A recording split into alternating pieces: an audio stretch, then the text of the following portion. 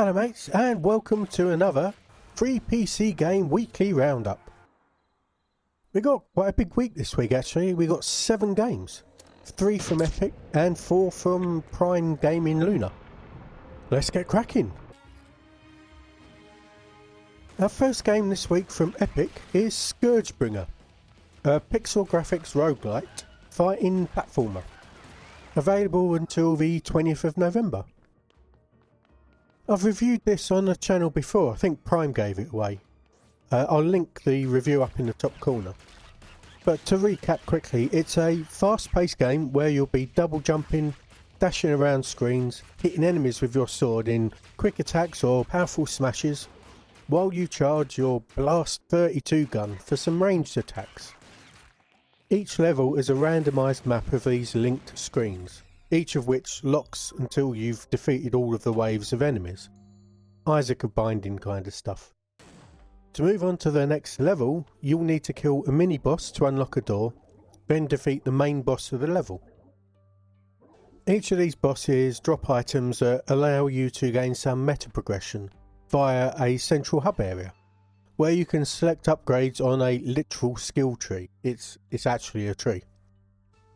During each run you might meet some vendors who'll charge you blood, which you collect from defeated enemies, in order to gain upgrades or extra weapons, or maybe pillars that give you the choice of a buff for free. There's a mechanic that if you are struggling to progress, if you keep getting killed, the game will notice and will drop a bunch of upgrades right at the start of a run to give you more health and better damage to hopefully give you enough of a boost to get to the next level. There are plenty of options to make the game less difficult under the accessibility menu option. Here you can turn the game speed down, turn the speed of enemy projectiles down too, make the game give you more healing drops, or simply just make you invulnerable. The estimated completion time, which I get from how long to beat by the way, is around 9 hours. Or if you want 100% it goes up to about 14. ScourgeBringer did decently well with the critics, sitting at a 76 on Metacritic and 81 on OpenCritic. The biggest positive is how the combat feels to play. It was called fluid and satisfying. Everything from the double jump to the dash and the hits themselves and stringing attacks together worked really well for people. The pixel art and limited colour palette and the soundtrack was also praised by most people. There's only 1 or 2 that didn't like it. Where the game fell down for some was in its simplicity, in both the available builds and in the lack of any novel improvements to the genre game mechanics and progression. People felt it was an uninspired and by-the-book roguelite, and that there was no real build choices here. The options on the skill tree felt like incremental improvements rather than interesting power increases. It was considered a difficult game. Generally not to the point of frustration for most, but sounded like you got close for some. Over on Steam it's an 89% overall with a very positive rating. In addition to everything the critics said, I've seen some reviewers mention that the game levels don't have much variety. There's only 5 areas and people found it got a bit too repetitive. There are also issues with the lack of hit point restoring drops, though as I said, you can increase that if you want to. For some people these issues are deal breakers, but for most they enjoyed the fluid combat and the feel of the game enough to enjoy their time playing it and give it a good review. My opinion hasn't changed from my initial review.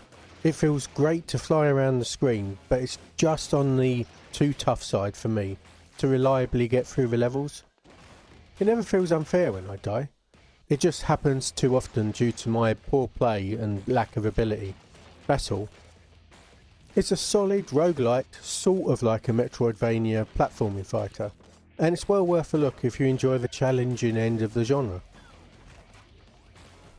Our next game from Epic is Songs of Silence, a turn-based strategy game in the mould of Heroes of Might and Magic, which is free until the 20th of November. This isn't quite Heroes though, there are a fair few similarities. For starters, you control hero characters that can recruit army units from towns that you control. You have an overhead map and you move your heroes around using their movement points, where you can encounter rival faction towns or neutral armies to fight. There is far less of a focus on points of interest on the map than in Heroes. Pretty much all resources come from your towns rather than like capturing mines, and instead of gaining stats when a hero levels up, they instead gain a choice of ability card that can be used in or out of battle, and an increase in the number of units their army can put into the field. Battle is also different, with your armies automatically fighting in real time, more like Hero's Hour. You can only influence a fight by using your ability cards once they've come off cooldown to like heal your fighters or call in temporary allies. Any injured units will slowly heal if they're placed into the reserves part of your army, or if you rest in a city that you own. Cities gain prestige over time, which eventually lets you level them up, providing more resources. Further mechanics are added, like hiding your troops in forests, as long as you move less than half of your full movement points in a single turn, which lets you sneak around some armies. Rival cities need to be sieged before you can actually attack them, with stronger cities taking longer to wear them down. The number of individual fighters within a unit, and the maximum number of units on the field of battle, is on a much smaller scale than Heroes of Might and Magic or Hero's Hour. It does allow you to appreciate the very striking art design, both on the main map and the battles, and in the dialogue boxes that pop up. The lore is also something a little bit extra, with the introduction of a silence that takes over cities and seems to be devastating the whole land. The main campaign acts as a tutorial and feeds you all of this lore. You play a newly crowned queen that's had their kingdom destroyed by the silence and is seeking refuge. You also have a standard randomised maps of various sizes to play solo or with up to 6 players, either as co-op or against each other. And there's challenge scenarios, which are crafted story maps that the developers promise will be built upon over time. The game did pretty well with the critics, sitting at a 78% on OpenCritic and 81% on Metacritic, with most of the scores being between 70% and 85%, pretty narrow. The biggest win were the graphics and the sound design, both the voice acting and the soundtrack. Not too much was said about the actual gameplay beyond describing it, which felt odd. My impression across the reviews is that it's fine. Interesting addition to the genre, but a little shallow and with some balancing issues. One review said that the gameplay had hardly anything worth of substance, but still gave the game 78%, which, I don't know, that seems weird. The Steam reviews keep track with the critics, sitting at a mostly positive 78%. The main extra critiques were around the campaign. The developers have chosen to reset some hero levels between chapters and take away some of your units, which some reviewers didn't like. Also, the timed objectives in some chapters weren't well received either. There are multiple times that a voice acted line will interrupt gameplay, or set of lines, and those breaks were too long for some people. Others had issues with the unlock system. Completing quests on some of the maps unlock cards that can be used when setting up new maps, or give you new heroes to choose. And some of those quests were considered pretty tough to complete and kind of against the game that you want to play. I can add that I had no idea these unlocks were even there, so the game doesn't do a great job of getting some information across to the player. I've played for my standard 2 hours, and I've completed 2 of the 8 campaign chapters in that time. And it's been reasonably fun, but does feel very restrictive in what you can do. There isn't much scope to explore the map, and there isn't that much point as my heroes' levels were capped well before I finished a chapter. The small scale is different, the story is interesting, as is the lore, so if you do enjoy the Heroes of Might and Magic type games, this is close enough to those that you might like it, as long as you don't mind the auto-battling aspect. Our last game from Epic this week is 0 Hour, an online tactical FPS also available until the 20th of November. The game is set in Bangladesh and can be played in 10-player co-op modes with 9 bots if you want to play solo, or in 5v5 PvP battles. It's intended to give a tactical, slower paced experience and includes a planning table to set out plans with your teammates. There is a campaign with you taking a default 4 colleagues with you as you play solo with bots or with your friends, giving you missions to rescue hostages, arrest any terrorist that gives up, and shoot any that don't surrender. If you get killed, you'll take over one of your teammates until you run out, at which point the mission fails. If you spot any traps, you can defuse them, so a slow, methodical approach is wise because there tends to be a lot of them. This extends to the planning phase where you can select your loadout, choose your starting point, and even draw lines to indicate routes to your teammates. You can crouch or go prone to make yourself a smaller target, but there's no option to actually move into cover beyond just walking there. If you want to plan to go in through the roof, you can rappel up and down, breach through windows and kick down locked doors, so any noise will alert anyone in the nearby area, but not the whole area. This one went under the radar for most reviewers. I only found one review on the normal sites which gave it a 78%. There are lots of reviews on Steam where overall it's a 78% too, but recent reviews have it at 61%. There appears to have been an update, on Steam at least, that hurt the performance of the game, as well as some server issues, even with solo play, because this is one of those games that requires you to be online even if you're playing with bots. Multiplayer is where it gets the most praise, though there seems to be trouble getting a multiplayer game going due to the lack of a player base. There are lots of comparisons to Ready or Not, a game that I'll admit to have never having heard of. And a lot of people call this a Team U knockoff, though one that a fair few people actually liked more. Many really enjoyed the tactical nature of the gameplay in the co-op mode and the freedom you have to choose your approach. These games aren't really my cup of tea, so I only played for about an hour solo match with some bots in the campaign. I thought the gunplay was good, as was the openness of the first map, but there were quite a few issues. The AI of the enemies is broken. They will sometimes just stand there completely still as you walk around them. Other times they will shoot directly into a wall instead of at you, and sometimes you'll still get hurt if you're behind the wall. Other times you'll get shot by them without them even moving, which is an issue because you're supposed to see if they will surrender. So you can't just shoot them in the face as soon as you see them. I mean, you can, but you might get told off for it. Controls don't feel great to use when it comes to opening doors or arresting someone, and your teammates will often bump into you, knocking you away from the very small, precise area that will give you the prompt to do those things. Gets a bit annoying sometimes. Performance-wise, it ran fine for me, though there were noticeable waits to get into a solo game with bots. The game's not without its merits, like headshotting a kidnapper while he held a hostage directly in front of him, then getting that hostage to safety was cool. Unfortunately, the crappy AI let me just walk right up to that kidnapper without him taking a shot at me, so I guess that ruined that cinematic scene a little bit. It could be a fun solo game except for the AI. Without those issues, it could be fun, but that kind of ruins it for me, at least. Whether it's a good multiplayer experience depends on how many people are playing it.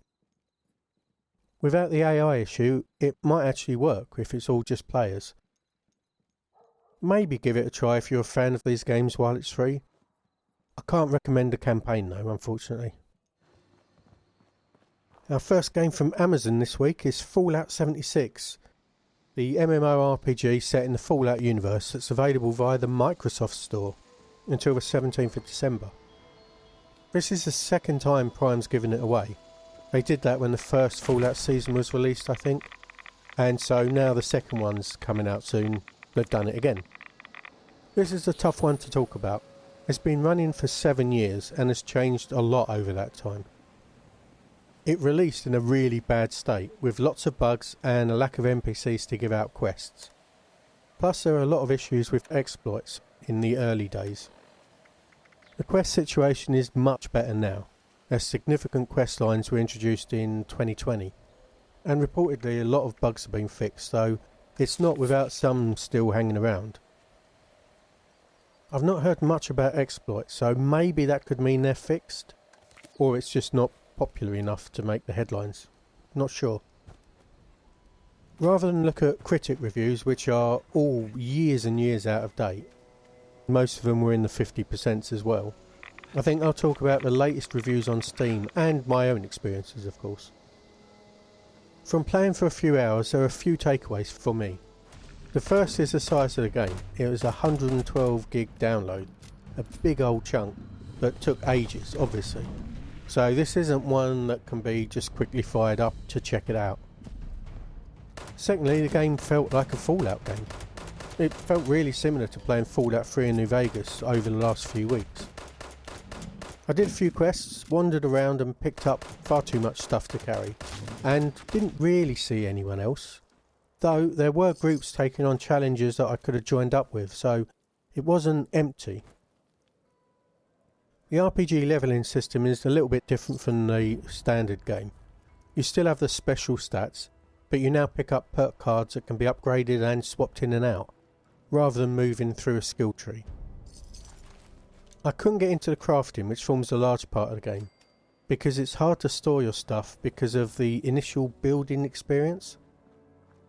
There's an option to build your own camps, multiple ones, which obviously would be very handy for storing stuff beyond the not big enough cache that you can access from multiple points on the map. However, you do need to find or buy blueprints for the most basic of building blocks. I couldn't even make walls, let alone storage chests. And the building UI is really unintuitive, though there were a lot of great options that I can see making it pretty satisfying eventually once you get used to it. I may well have missed those basic blueprints because I didn't follow the main quest line. I chose to go off on my own and do some side quests. But not having the most basic objects seems like an odd choice.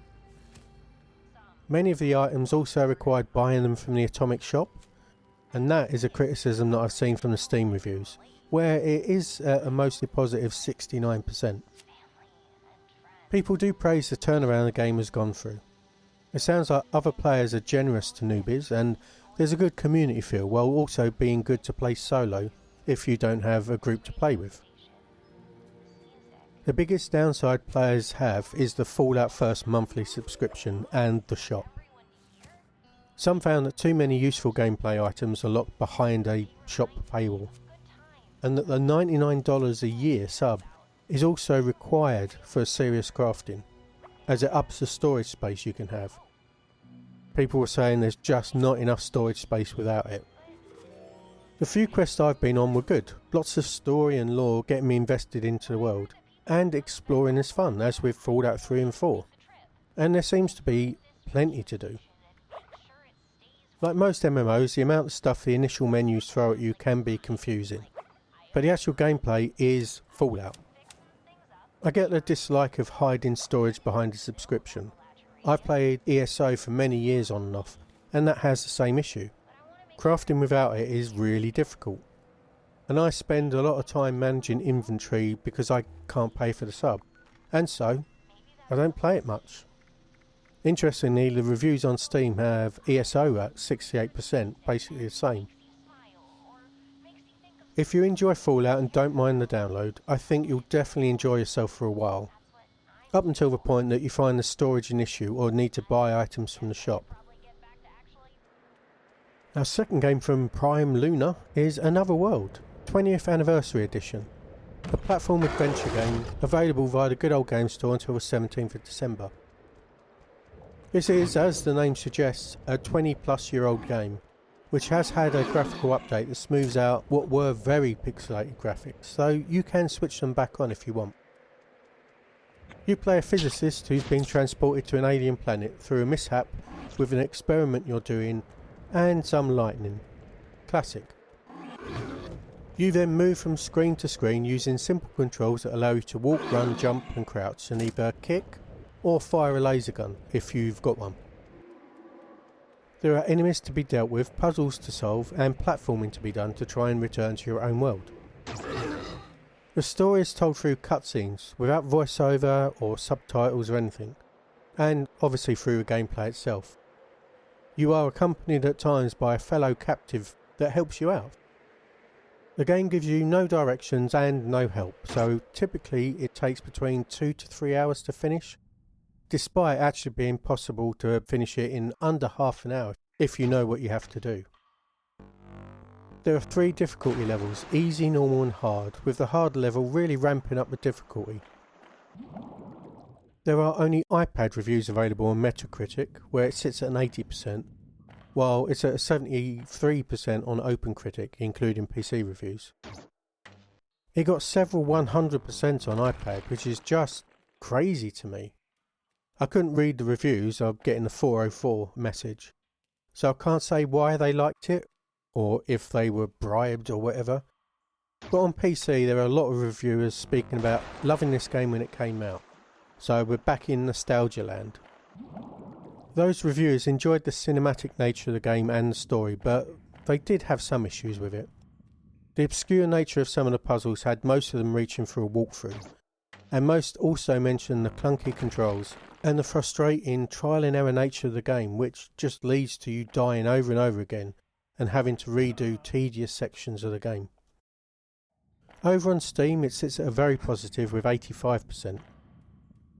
More nostalgia, of course, but people generally just love the game, getting immersed into the story and the world despite the lack of music. The cinematic nature of the game, where it often stops for an atmospheric cutscene to tell more of the story, is a big plus for most of the reviewers here too. The negative reviews are mostly focused on the crashes and some game-breaking bugs that seem to be a major issue. Some of these reviews do mention the clunky controls add into the already frustratingly difficult game, but it's mostly the crashes. I played for an hour or so and found the controls and the hit detection to be too frustrating to enjoy the game, personally.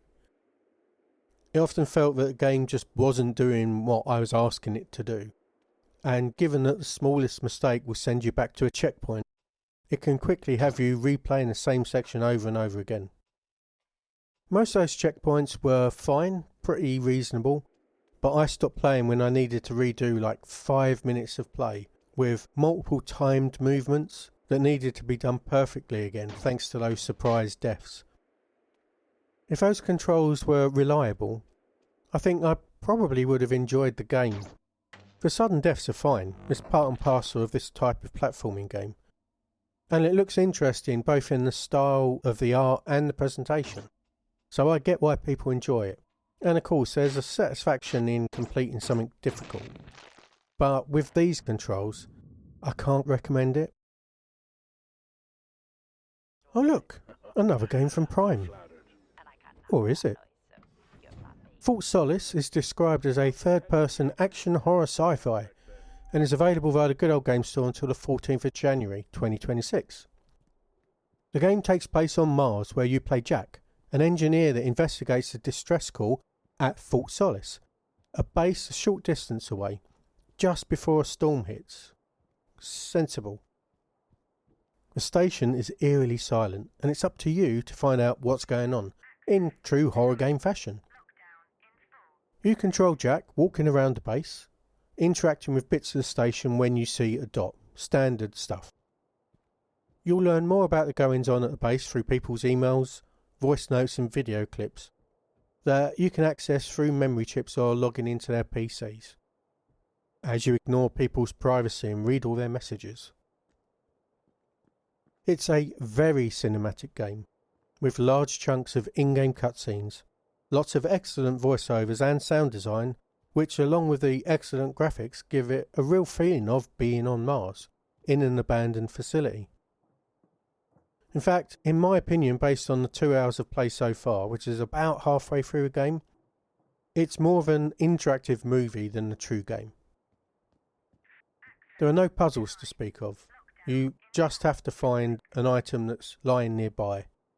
Sometimes you have to complete a QTE, a quick time event. There's no real thinking required. Some of those QTEs, if they're needed for progression, can be tried multiple times. There's not a chance of actually failing them. There were some other QTEs I found that were extremely quick, and I guess give a different cutscene depending on what you do, but they didn't seem to have any impact on the narrative. I failed to avoid something flying at me and got hurt. I couldn't walk, and then I could. It was fine. Thought Solis had a lukewarm reception from the critics, getting a 60% on Metacritic and 62 on OpenCritic. The most positive reviewers seem to enjoy the game as a cinematic experience, likening it to a TV series with not much in the way of actual gameplay. The graphics and voice acting were praised, and though not thought of as especially scary, the story was liked by these people. The slow walking pace you're stuck with, and the slow burn nature of the unfolding story were mentioned as downsides, but for those that liked it, the overall experience won out. For the more negative reviews, the imprecise controls and the lack of actual gameplay, no thrills or surprises in the game really tanked the score, some down to 25%. There were also mentions of some performance issues, lag spikes that tank the FPS occasionally. On Steam it sits at a mostly positive 70% overall, with the same positives and negatives as the critics, obviously. More people criticised the writing here though, and there's some things that I agree with too. The pacing is really slow. As I said, I'm 2 hours in, and I've figured out what's going on at the station. From the notes that have been left, the clues are not subtle. Yet the characters in the game still don't know, and they don't seem close to doing so. There are also multiple times that I'll interact with an object which kicks off a dialogue with another character that has way too much banter and joking than the situation at that time warranted. Feels completely out of place. My other real issue with the game is the movement speed. The gameplay mostly consists of walking back and forth across a pretty large base, and even running is barely better than a crawl. It feels like the game's just kind of wasting your time at points. There's also cutscenes that go on way too long and don't really add much to the game. It's very cinematic, but I'm waiting to play the game. I'm not watching a movie here. It's not a bad story. It's slow. The base does feel eerie, so I'm a little bit torn with this one. It's a long movie that has you pitching in sometimes to complete it, and it doesn't make it bad, but you have to want the experience of being slightly more immersed in a movie, but with less agency than games would usually give you. If you want to play one, this one is an excellent one. Not so sure it's a game though. Our last game this week is Dark City, Kyiv Collector's Edition, another hidden objects puzzle game available until the 14th of January 2026 via the Amazon Game Store. We get these puzzle games every month, and they follow the same general gameplay of finding objects across different scenes to solve simple item use puzzles in a chain, which leads into hidden object puzzles and logic puzzles as well. In Dark City Kyiv, there's more of an emphasis on the story, which appears to be based on the folklore of the Ukrainian region, which includes magic and demons.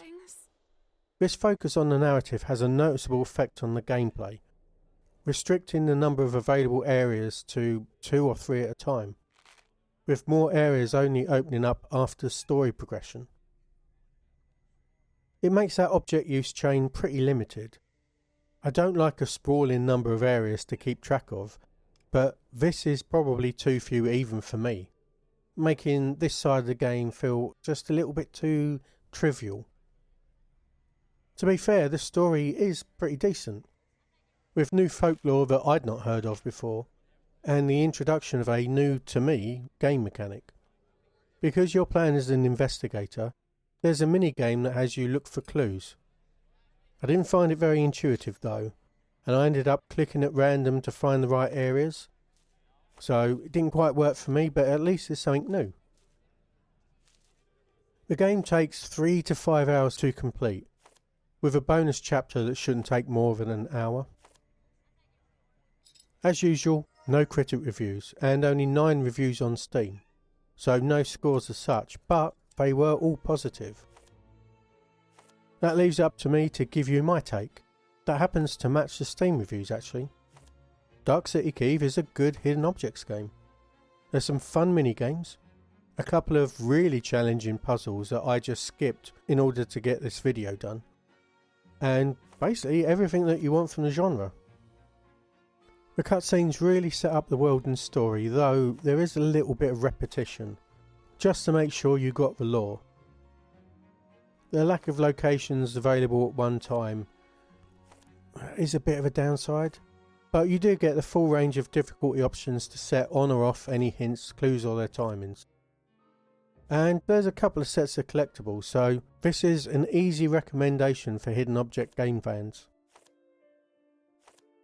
Well, that's a huge range of different games there. Hopefully there was something there that you enjoyed. Do let me know if there was. As always, please do like if you liked, subscribe if you want to, and most importantly, thanks for watching, and I'll talk to you soon. Goodbye.